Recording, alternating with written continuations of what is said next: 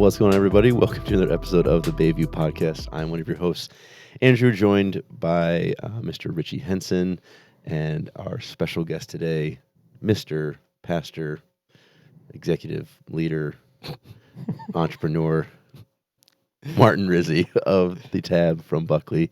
How are you, sir? I'm good. I'm real good. You call everybody special, though, don't you? Mm-hmm. At least the last couple. I was checking out. I was like, I just want to know how special I really am. Yeah, no. If you're sitting here, you're special. That's true. You're here, you're family. That's our. I like that. But yeah, so we, Martin, we wanted to have you on.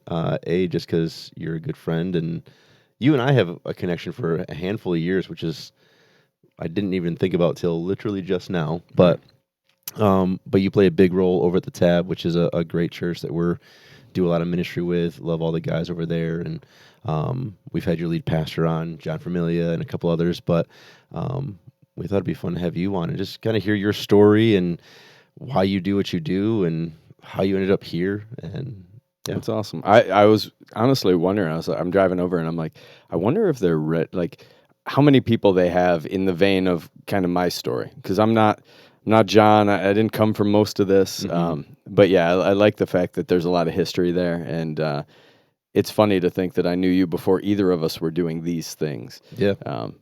To be fair, I probably knew Jared better.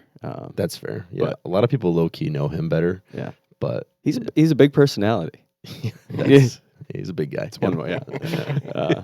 No, but yeah, thanks for having me. It's cool to see, I love seeing other people's podcasts because you guys' just looks cleaner. Like this room in general is not just some like packing blankets that are nailed to the wall. No shade on Britain, but it looks a little different over here. It's the Tab podcast, which by the way, if you've not listened to it, go check out the Tab podcast. Is legit.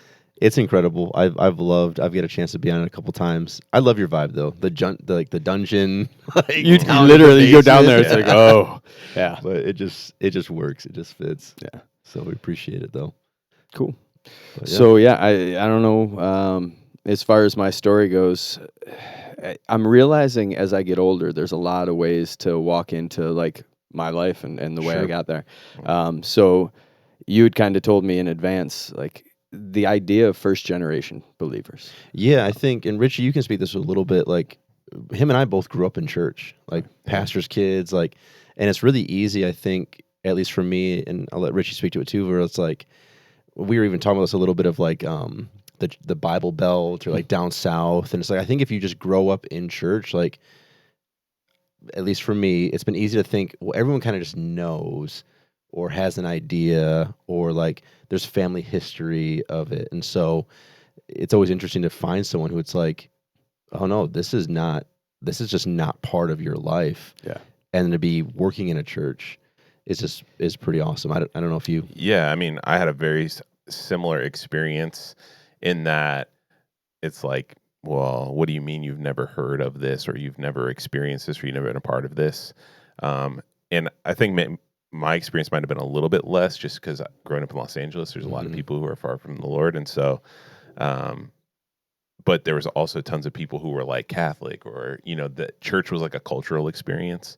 And I think for me, that was a big part of it too. It's a cultural thing. And, one of the things that we kind of talked about a little bit when we were at camp 25 this year, was just like, what's it like raising a family as a first-generation Christian, being a husband as a first-generation Christian? And I think more and more in our country, your story is more commonplace than maybe our story would be. And as our country has become less culturally Christian, I think there are more and more people who are, I've heard of Jesus, but I don't really know anything about him. Right. Or I've been to church like once or twice, like I saw somebody get baptized one time, or I've had some like experience there. I got invited to a barbecue one time, but I don't really know anything about what that is. And so, I think it's really cool to hear from someone like you who it's like, dude, just give us some perspective about, like, how did you come to know the Lord? And then also, what has that experience been like for you within the church? And also, it's like you're trying to grow and you're trying to follow Jesus and understand what that means. Like, what has been helpful to you? What's been hard for you? I think those are all important things for us to hear about. Yeah. Awesome. Well, first of all, just to give you the most vague overview, I think it's like being in a group of friends, only you don't know any of the inside jokes. Yesterday was Yeah. yesterday was that example. Like everybody's sitting around talking about like worship leaders that have fallen away from the faith and like this big, and I'm like, who are these people you're talking? Like I don't know names. I don't have a lifetime of history in this. So yeah, but yeah, to kind of go back a little bit and just say, when I walked into the tabernacle, I had been a Christian, but I was still trying to and I'm still trying to figure it out. We all are, but I was still so new to it. But the idea of working within a student ministry and trying to figure that out just seemed foreign. And like filling out a background check to work at a church was an interesting endeavor for me because my history and my backstory is pretty broken. I come from a really broken home. I got myself into a lot of trouble. I lived most of my, early teenage life or later teenage life into college, nowhere near the Lord. And I'll kind of condense the further back part down to this. At about 16 years old, I wandered into a church. I was very intrigued. It was like kind of the invited to a barbecue thing for me. It's like, hey, this is cool. I heard about Jesus. I even started memorizing scripture. All of that because there was a cute girl there, and it was like, all right, this seems like what we do. But I would say that I found the Lord there and quickly turned my back and went, okay, that's cool. That exists. Maybe I'll come back. And then it was, the next probably 5-6 years of my life were the most volatile. It's where, I just realized the other day I was telling this story, and I was like, I was arrested 6 times before the age of 23 years old. Wow. Now, just for context, I'm not that cool criminal that actually has legit stories. Like they were all stupid. But I realized just how much trouble I was getting myself in, and I do realize there were points in there where I was trying to figure out the Jesus piece, and I would ask. I remember praying in the back of a cop car that God, don't let me end up getting what I'm about to get for this. Sure. But I didn't know who he was. In college, I meet my wife to be, and she is a believer, but she's not walking the path real well either.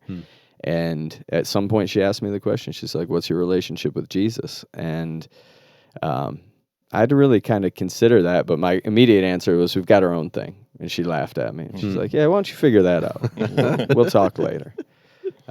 So I did. I spent the next year in my philosophy class arguing with the professor, doing a comparative religion study, just trying to figure out, okay, I believe there's a God. I'm just going to say it outright. If you're out there and you say you don't believe there's a God, I don't buy it. That was just the most plain and evident thing in the world to me. There is something bigger because none of the answers can be answered without something that's bigger and beyond me. So I got that, but it was like, there's a whole lot to choose from. What's real? And the philosophy professor did not like my end result because my end result was everything I studied, every religion from Hinduism to Buddhism to Islam, it all fell short of who Jesus was and what he said. Wow. And that was a moment for me of very reasoned and deliberate understanding of faith. Wow. Now it was all up here. It had nothing to do with a heartfelt understanding or an acceptance of Christ. I don't think that came until my baptism, which was about 20 years ago next month.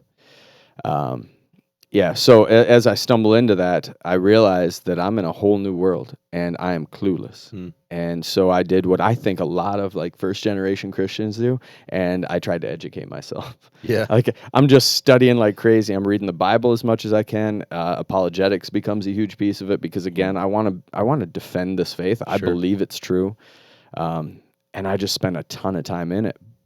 But to kind of what we were talking about earlier and to shift this into that first generation piece, I remember one of the first churches we went to was a little Baptist church in Gladwin, Cornerstone Baptist. Tony Alexander was a pastor. It was a great church. I take nothing from them. But I remember sitting in a room of young marrieds, and a good friend of mine at the time looked over at me. He's like, you seem really excited about this. And I was so confused by that statement because wouldn't we all be? Yeah. If we believe what we say we believe, then the God of the universe came down in flesh and died for me, and that means everything. Like, there's nothing more important than this. So, I'm geeked about it. Like, let's learn, let's figure it out. How's my marriage supposed to look? I wanted all that. And his response was like, yeah, but I've been doing this since I was forever. And I realized there was something different. He goes, you've got fire. We might have knowledge, but you've got fire. So that was probably the first time somebody made me feel a little bit better about not knowing the inside joke. Interesting, yeah. Just being clueless in it. Yeah. I think that's really an interesting thing. And I almost wonder, and maybe you could speak to this a little bit. We would say, right, in the church and as pastors, we would say that God's kingdom is about transformation, right? Like, transformation is such a big piece of everything that God does.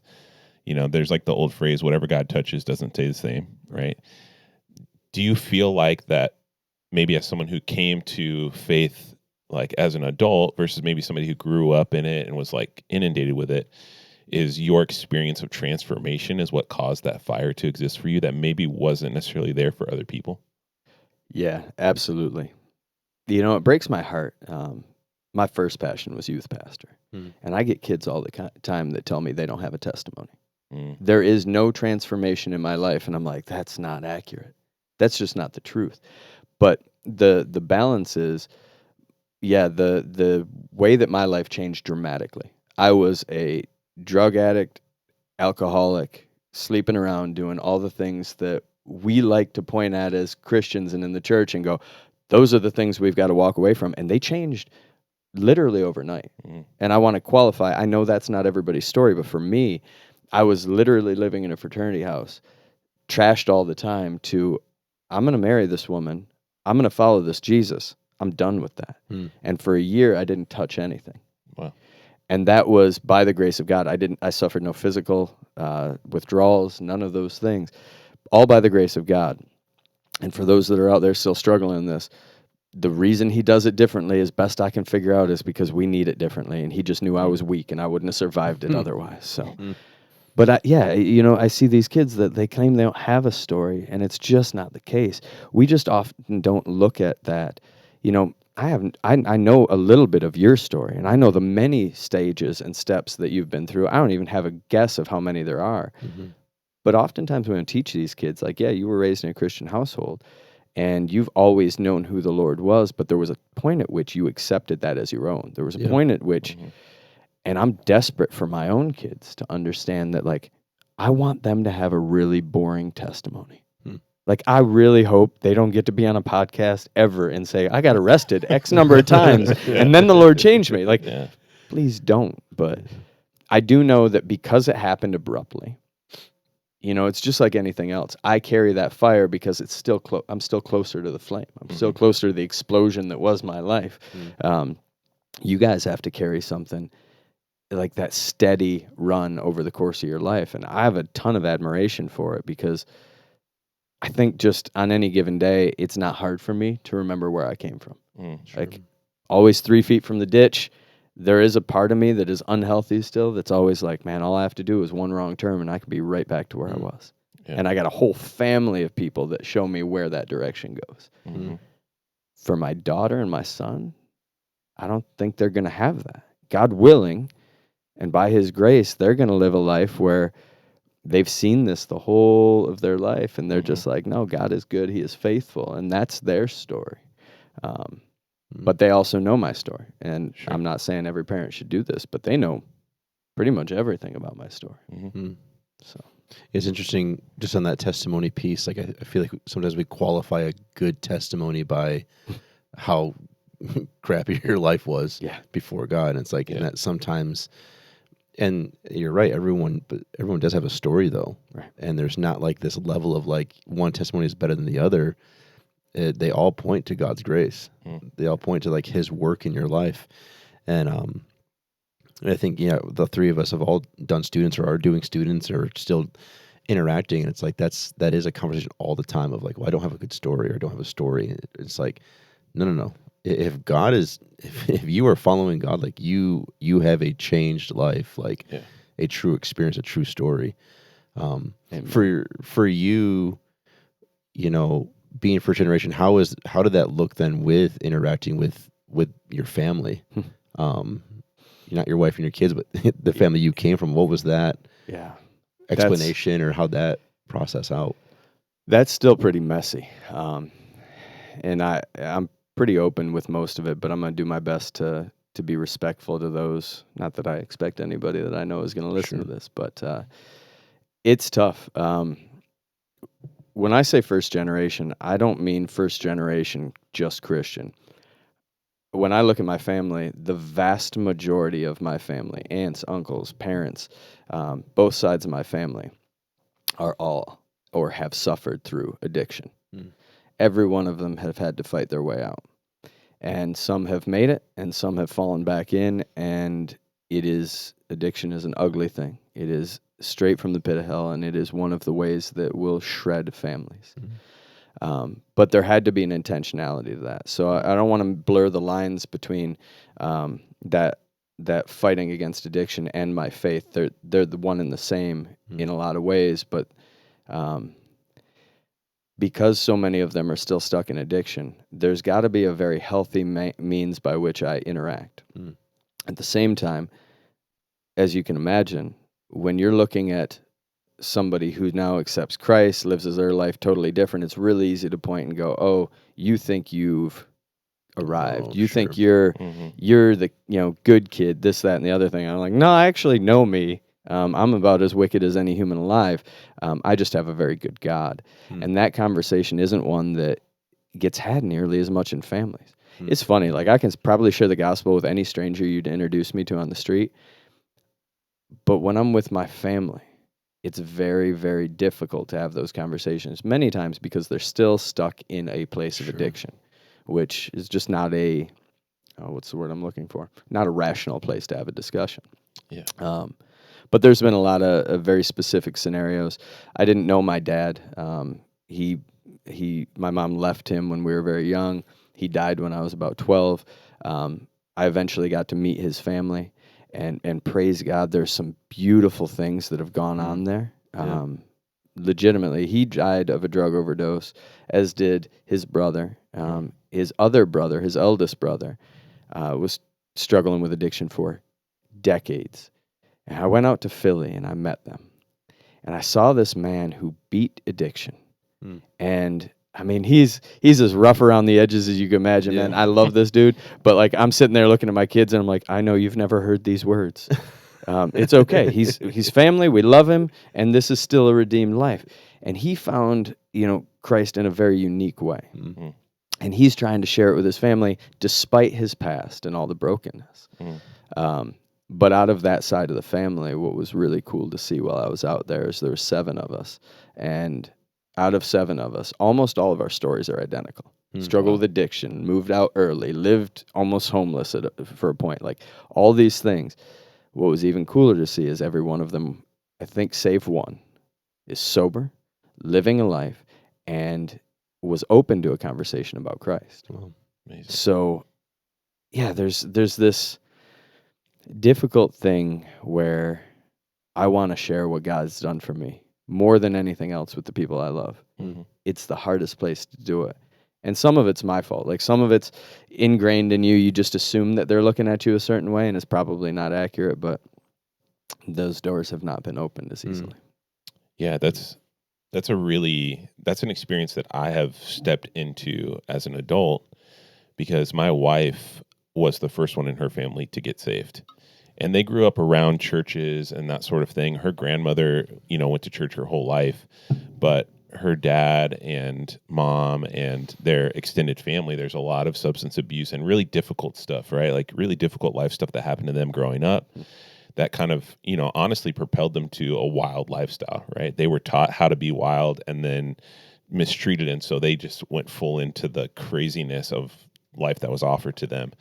And my wife moved to Los Angeles to go to fashion school basically on a whim, just to get away from her situation, and got saved after, we started inviting her to church, me and my friends that we worked all together, and she got saved.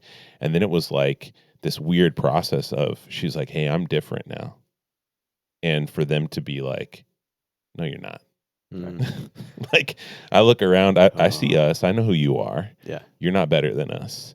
And for us to kind of like walk down that road of humility, right? Of like, man, I really want to talk about Jesus because he's the reason I'm different. I'm not trying to claim that I did it. Right. I'm trying to claim that he did it in me.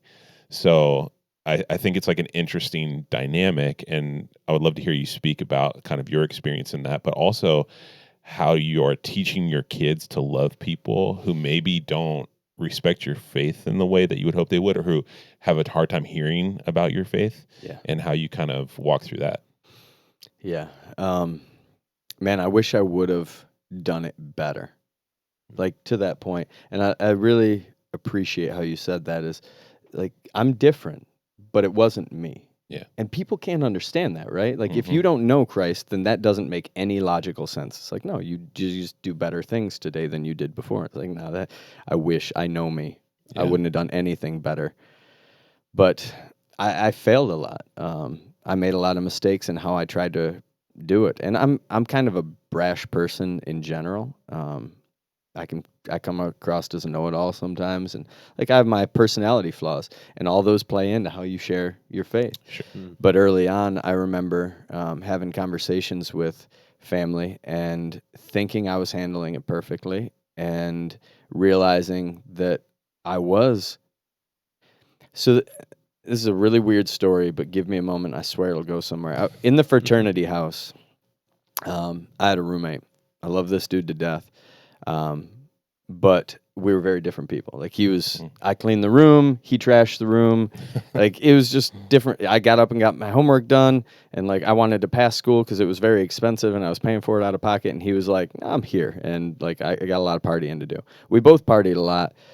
I was not a better dude than him, but I didn't realize until one day I'm out trying to rake out our volleyball pit. Now, mind you, very selfishly, the girls come when the volleyball pit is raked out. That's all that matters. But I'm towing a bed spring through the volleyball court with bricks on it, trying to get this thing cleaned out. And he's across the street, and he starts chanting a nickname I had then that I'm not going to repeat on your podcast. And I walk over, and I just looked at him. I was like, man, if you just got off your lazy, come on, man. Like, why are you giving me grief? You're going to benefit from this too. Yeah. And he stood up and he looked at me. He goes, do you have any idea how bad I feel about myself watching you get up, go to the gym, exercise, do your homework, do all these things, and I'm just sitting here like this? Now, in the moment, I don't even know if I'm a believer at this point. I just looked at him. I was like, I'm not going to live my life down so you can feel better about yourself. That's all I had to offer him. He throws a beer in my face. We end up tussling. It was an ugly day. It was when I realized that how we carry ourselves, more than what we say, it's going to create something in somebody else. Like people look at how we live our lives and they will feel a certain way. And that's not our fault. It might not even be our problem, but we are responsible for how we carry ourselves. So I realized it wasn't just how I was saying it. I wasn't just expressing it to people. So we want our testimony to be clean, right, as Christians. Yeah. I remember being told that early on, like, you got to have a good witness. You want to make sure people are looking at you and they see Christ. I'm like, yeah, absolutely. So I tried to live upright. Now, here's the catch. I tried to live. I forced myself. I did it in such a way. I gritted it out. They didn't see Christ. They just saw somebody that was doing stuff, and that said the wrong thing to them. So that was a bad situation. There were other times, though, where I think I did handle it right. I had an uncle with a very different lifestyle than me, and I tried to have an open, honest, loving dialogue about it, and he absolutely destroyed me. Like, resigned any communication with me, and he was, like, the only connection I had to my father's family at that point. Yeah. So we have to remember that Scripture tells us that we're going to be reviled for what we believe. We're going to be looked at, and we're going to suffer for it. But we also have a responsibility to do it in such a manner that it is showing love and respect to people. So that's how I try to teach my kids now is, listen, the whole world looks different than we do because we're following a Jesus. If they're not, don't expect them to live the way that you do. The only difference is they don't know what that hope looks like. And there will come a point in their life where they'll find it. And my daughter is a really great example of this. She's 14. She's amazing. She has always been amazing in this. We decided to put her in public school. Personal preference and opinion on that, but in Buckley, when we moved there, become pastors. And I think she was in like 3rd grade, and we get a call from a teacher, and she's like, hey, I really respect you guys' views and faith and such, but Mira can't stop every class to have an argument about the age of the earth or the Greek gods or something else. Yeah. And she goes, could you just like explain to her that we understand her beliefs, we respect them, but like she doesn't have to bring that up every day. And I was so proud of my daughter in that one. Like, she is her father's, and I'm excited. But at the same time, it's like, hey, babe, you don't have to stand on the podium to tell everybody this. You'll get the opportunity. Like, say it once, walk away, be okay with what they're going to choose to believe out of it. And she's learning to live that out with people that believe very differently, people that mistreat her. It's tough. We made that choice to put her in school, and now we have to live with the fact that sometimes that puts her as very secluded. Like she's the outcast. And it's a unique thing as a first-generation Christian to go, we're going to choose to put our daughter on the front lines of a battlefield. Yeah. In the public school, in her daily life. And we're like, it's one thing to do it for us, right? We're all dudes here. We're like, I want to go out and fight the good fight. You going to put your kids on the front line too? And there are parents out there right now going, no, that's why we homeschool. You're an idiot. Why would you? Wholehearted respect for them. Find out in heaven who was right, wrong, or otherwise. But it's difficult stuff to do. And my son, the same. Like, I don't know how he does it, but if he meets you, he's going to know if you're a Christian. He's going to ask you in the first 5 minutes. That's awesome. But what does he do with that? Right. Does he love you differently? No, he's just curious because now he's got to share his faith with you somehow. Yeah. Yeah, I think that's awesome. And I think that experience of having to learn to be prudent in the way that you share your hope is such an important thing that God puts in our lives to help us be better ministers of the gospel, right? Because every person, whether you carry the title pastor or not, like that's your job, is to be a minister of the gospel of Jesus. And so, Hebrews talks about, be ready to give an account for the hope that you have. And so it's like, that's your job, right? In life is always be ready. But the way in which you present that hope matters. And respect. Exactly. And the humility of, I'm no better than you. Right. I met somebody better than both of us, and his name is Jesus. And, our son's also in public school. He's going into 8th grade this year, and he's starting now to kind of have some of those experiences where he's like, yeah, they kind of talk about this thing, and I'm not really sure how I feel about it. And, it's like, that's fine. Still be friends with them. Yeah. Right? Like, this is not a reason not to. And I think, at least in my wife's family, we have seen over the years, right? We've been married 18 years now. And I met her family the first time 20 years ago, which is crazy to think about. But 20 years later, the conversations that we have had in the last 3 or 4 years about Jesus are radically different than they were 20 years ago. And I think a big part of that is because my wife has been so gracious and merciful to kind of take it on the chin when they say rude things or when, they're disrespectful. It's so easy, especially with family, to just fight back. And for her to just be like, man, that was kind of hurtful that you said that. I'm sorry that you feel that way. And I'm like raging on the inside. I just want to like jump over the table. And she's just being like Jesus, right? And 20 years of that has now brought us to a place where we can have honest conversations about Jesus, and they're open to it. And it's like, I prayed with her dad on the phone a couple of years ago about accepting Christ, and her parents are watching church online every week and are interested and are reading their Bibles. And so, like, 20 years of my wife being gracious and merciful is what God asked of her in order for him to penetrate their hearts. And I think that, that's such a big deal, right? And I think that's what you're instilling in your kids too, right? Like, we're in the long game here. It's what I'm trying. Yeah. But I'll tell you what, man, parenting, having learned about Jesus and trying to figure this out and then parenting it is terrifying. Like, I've never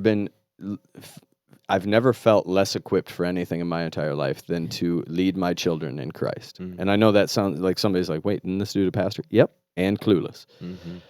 Because nobody ever showed me what it was like.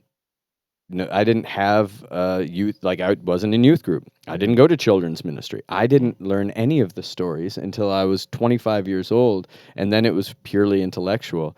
So to be able to instill this, like, what does leading your family in a devotional time look like? Like, does it have to be a regimen every night? We're going to read the Bible and we're going to have 5 questions. Like, all these things are deeply personal within your own family, but it is terrifying. And the only thing that I've learned, and I value the fathers and the husbands that I am around on a regular basis at my church that have taught me the one thing that I think matters in this, and it's don't not do it because it's terrifying. Don't not do it because you don't know how. Just fail miserably like you do at anything else in life until you figure it out and you figure out the right rhythm with your kids. They respect that so much. And just for what it's worth, I don't know, like, how cool it is to hear that 18 years of marriage, that's cool in itself, but has resulted in this relationship and this connection with her parents that has allowed you guys to influence. You know, Cassie's family, my wife's family, had a far stronger faith background than I did, but I've still gotten to see how the impact has happened in their life too. Yeah. And man, her dad, I give him some grief sometimes, but he was a huge part of the puzzle. Like, he is a very stringent, very black and white Christian, and the way that he taught me so much. I mean, the Bible that sits on my kitchen table every morning is still the Bible he got me. Because somebody's got to lead you. Yeah. Right? Scripture's pretty clear about that. How am I supposed to know if nobody teaches me? Yeah. Well, thanks for all the guys that have taken some time to teach me, because otherwise I'd be even more clueless. Yeah. So as you've gone down, this path where it's like, I'm trying to learn what it means to be a Christian dad, to have a family that's going in a new direction that I've never been to before. What do you feel like are maybe some of the markers or resources or situations that you've kind of been a part of that have helped you learn the most or grow the most in that, ability to be that dad? Yeah, that's a good question. Well, first and foremost, I know this is like the most churchy answer you can give, but I needed to be around other believers. I needed to be at church, and it wasn't like, you can make the argument all day long, the tree stand is as good as church. No, it's not, because there's not other men that you're watching how they lead their families. Sure. They're teaching their kids. Small groups, we call them fight clubs, but Bible studies, things where you're actually sitting there with people that can be raw and honest about the things in their lives. I have no experience whatsoever of my own to draw from, so I need people. And if you have experience of your own, it is jaded and it's off base, right? Like, we all have flawed families. Like, family of origin is always broken some level. Those generational issues that are going on. It doesn't have to be addiction and all these things. Yeah. But you got to get around some other people, and you got to have other men in front of you that are doing it well. Like, I made the joke before. I was like, I'm not going to talk too much trash about John. Yeah, and then we were like, he probably won't listen anyway. That's okay, because I don't want him to hear this either. The thing I admire most about John Vermillion is his family. I love how he laughs with his kids. I love his relationship with his children. I've gotten to watch that from afar and a little bit closer at times. I know his kids. I've been there, a couple of their youth pastors. There's a blessing in that you don't get outside of it. One of the other things is just a willingness to go out and ask the question. If you're clueless and you won't ask, like, you're never going to learn. And a lot of times I just have to go to guys that have taken some steps before me and be like, hey, I hit this point where my kids are X, Y, or Z. I mean, even with outside of faith, parenting is ridiculously difficult, right? Yeah. Like, this is the weirdest thing in the world. They just take care of these lives with no experience with it. But you go ask somebody and be like, hey, and they're like, yeah, that's totally normal. Yeah, your son's going to probably do that for the next couple of years. It's like, well, that's inconvenient. You mean I can't just pray this away? Like, there's no Bible passage to fix it? No, suck it up. This is sanctification. They sanctify you, you sanctify them. Good luck. Yeah. So that, I know that's kind of the most basic answer, but it's really been pretty much the entirety of it. There's been no grand book that has fixed it. I would say the one other thing is my wife. Maybe the understated piece of the puzzle is we were not meant to be the only parents of our children. We were created to be the leaders of our family, but we were not meant to do it alone. And how we utilize our wife, how we allow her, how we involve her in those decisions matters immensely, because God wired her very specifically to be a half of that puzzle. And my wife does have a little bit more experience. She's not necessarily a first generation Christian. She's like 1.5. Like Dad found Christ while she was a teenager. So she knows things that I don't know. She relates differently. She's wildly gifted. She knows her Bible, and she has a different type of relationship with God. So probably the best resource I have is my wife. Yeah. One of the coolest things, just listening to you talk about, even from like a father's perspective, we always talk about, there's all the stats out there and all stuff about like if the father's a believer or the one encouraging church or in community, like there's just the exponential growth is crazy. And I think that's been one of the more encouraging things as a father now. It's like I find myself like almost subconsciously looking for other dads who are leading the charge. Right. And it's like so incredibly encouraging. Like even like Sunday, there was a family I've known for a while, and I like went up to say hi to them. They were kind of sitting there, and it was just the dad and the daughter. And mom was busy with something, and the two of the brothers, they had stuff going on, and they weren't going to make it to church. But like he still showed up with her, and like they went to church together. And I was like, I like walked away like so encouraged, and of just like wow, like he. Like this was something that he has deemed still valuable to do. And she noticed that. And she even made a comment because she had come by herself a couple weeks before because everyone was busy or out of town. She said, look, I'm not alone though. Like it just like that was a poignant statement she made in that moment. It was just like it was a really cool, I don't even think Dad caught that. I don't even think he caught it, but it was just like, I walked away so encouraged.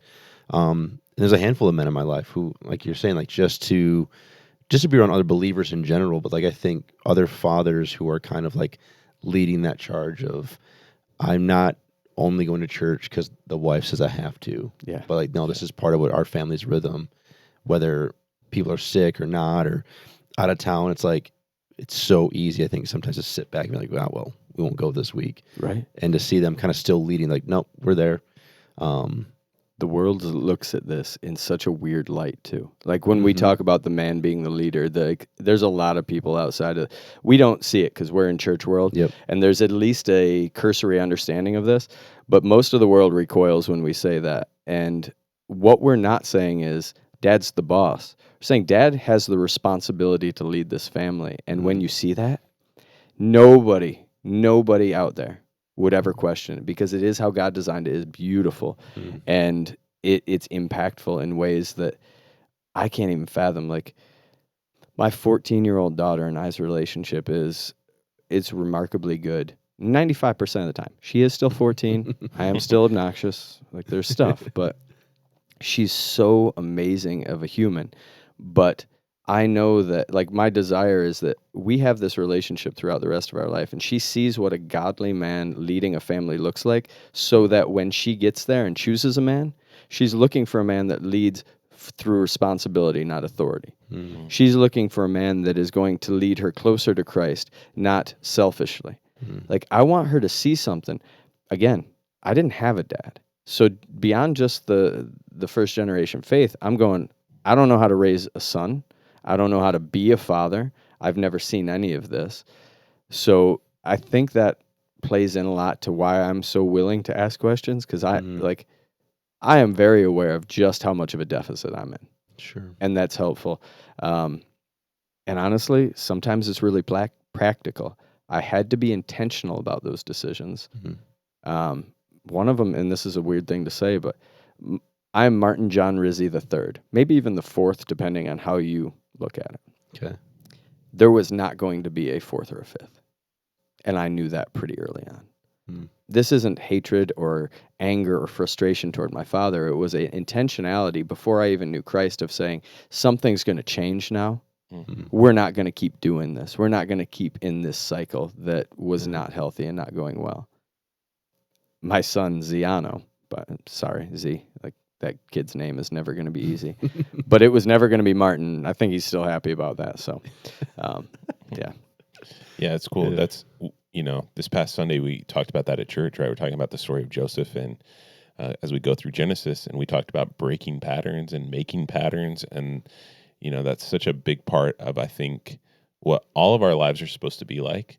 And I think your perspective about what that looks like, even before you were a Christian, you had the understanding, right? It was like innate in you. Like, this pattern has to change at some point because, we all know we're not good, right? We all know we don't have it figured out. And we're like, dude, something's got to give. Something's got to change. Just like that innate desire in us for it to be better than it is, right? And it's our understanding that God is real. That's just down inside of us that like it's supposed to be better than this.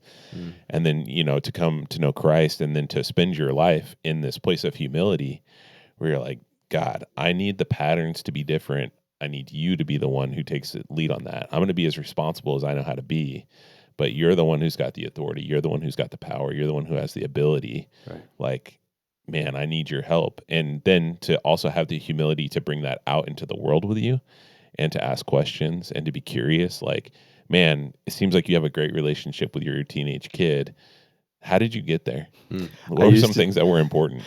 This is terrible to confess on something so open, but I used to tell people half the reason I was a youth pastor was so that I could cheat off your test. Like, I wanted to see decent parents. Like, that kid's like, what are you doing right here? Yeah. And I make no qualms about it because I learned a lot there. And I'm not going to tell you, like, there's one type of parent that does it well, but you can learn a lot watching how other people parent when you see a kid that actually has a level of respect, dignity, self-worth, understands Scripture, doesn't, immediately run away from it as soon as the parents aren't looking. Like, you learn an awful lot real quick if you're paying attention to other people. Sure.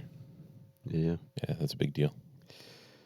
So the one thing I do want to make sure that I say, just in general, is it's a really interesting thing to look at all this, because even as I think back about what we've just been discussing, I'm like, it sounds like I feel like life is great, perfect, and other, somewhere in this awesome realm. And quite honestly, it is really, really good. But you used a word that I think is so essential, and that's just humility. It isn't about me, but humility is really easy from a place of gratitude. And if anything, I think that that's maybe one advantage that some of us first-generation Christians get is we live in this place of gratitude. Like, I'm not where I could or probably should be. Yeah. My kids do have at least a running start at a faith and at a life that isn't going to lead them in the same direction that I've seen so many. And I find myself just constantly, every prayer I pray, I always joke, Britton, our friend, he started every prayer the same way. And I realize so do I. And not the same way he does, but I just start with, Lord, thank you. Mm-hmm. And I wondered why at one point, and it was like, look at everything. Like, life's not perfect. I got bad days. I still argue with my wife. I still yell at my kids. I'm a sinful creature. But every single day, I am very aware of where I could be.